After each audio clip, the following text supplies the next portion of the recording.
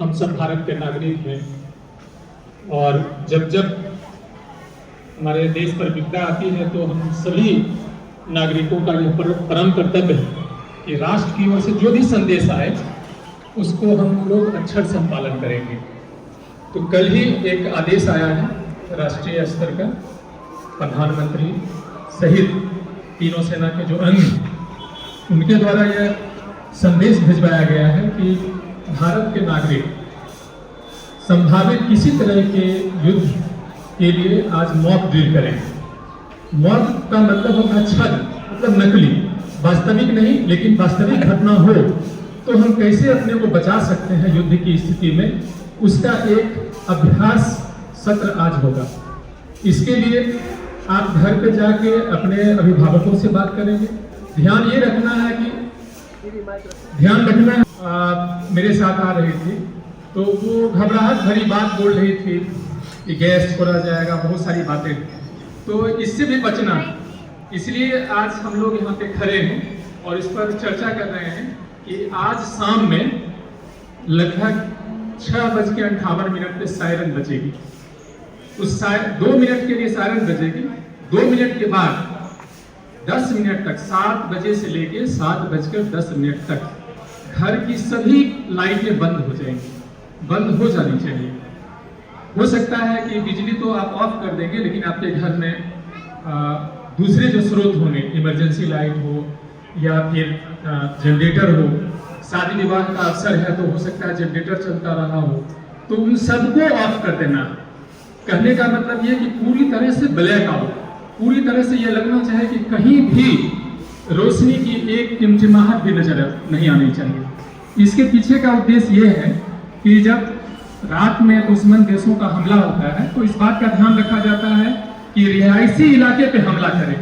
दुश्मन देश चाहते हैं कि ज्यादा से ज्यादा हानि हो, तो इसलिए जहां लाइट होगा, प्रकाश जहां पे जलता हुआ पता चलेगा, इसका मतलब है कि वहां पे लोग रह रहे हैं। तो इस लाइट को ऑफ करने के पीछे यही तर्क है कि जैसे ही सायरन बजे, आज तो अभ्यास करेंगे हम लोग, वास्तविक बात नहीं, आज हम लोग नकली अभ्यास करेंगे, मॉक ड्रिल करेंगे, लेकिन ये मन में सोच करके कि ऐसी स्थिति आती है तो हम लोग कैसे करेंगे, इसका एक अभ्यास है। तो फिर से मैं एक बार दोहराता हूँ, 6:58 पे सायरन बजेगा। इससे घबराना नहीं है, बल्कि एकदम अलर्ट हो जाना है। उसके बाद 7 बजे सभी लोग, सबका दायित्व है, छोटे से छोटे बच्चे, बड़े, जिनको जो जहां बंद पड़े लाइट को ऑफ कर देना है। कोई भी लाइट, इवन दिया भी नहीं जलना चाहिए। और इसके लिए आप पहले से तैयारी कर लेंगे कि अंधेरे में आप अफरा तफरी ना हो, इसलिए बगल में आप टॉर्च या मोबाइल है पास में रखेंगे कि जैसे ही ब्लैक आउट खत्म हो तो फिर लाइट जला लेंगे। सबको घर में बता देंगे, ऐसा ना हो कि लाइट अचानक ऑफ हो तो अफरा तफरी हो जाए, इस बात का ध्यान रखना। थोड़ी बात मैं युद्ध की स्थिति की भी कर लूं कि जब युद्ध की स्थिति होती है तो सारा तंत्र जो है, अगर आक्रमण हुआ तो वो अस्त व्यस्त हो जाता है। ऐसी स्थिति के लिए आप खाने पीने का चीज सुरक्षित रखें।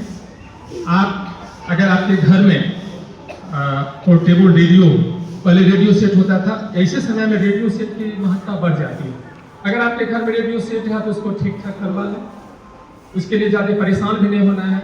मोबाइल है तो उसको दुरुस्त रखें और उसको पूरी तरह से चार्ज रखें हमेशा, कि जब भी कोई स्थिति बने ऐसी तो दुर्लभ घड़ियों में इसका इस्तेमाल अच्छा से कर सकें। तो ये कुछ जरूरी बातें थी जिस पे आपको गौर करना है, और इसके लिए मुरारी सर के द्वारा कुछ अभ्यास भी कराया जाएगा।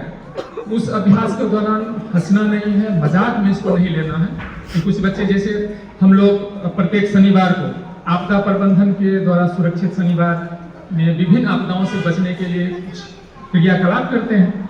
उस दौरान हम लोग जैसे भूकंप से बचने का, बाढ़ से बचने का, लू से बचने का अभ्यास करते हैं, ये ठनका से बचने का, युद्ध से बचने का भी एक अभ्यास करना है। आप जानते हैं कि आपदा 2 तरह का होता है, एक प्राकृतिक आपदा, एक मानव जनित आपदा। तो ये युद्ध जो है मानव जनित आपदा के अंतर्गत आता है। तो इसके लिए आपको आज मॉक ड्रिल करना है। सब लोगों को समझ में आ गई बात? ठीक है बच्चों, तो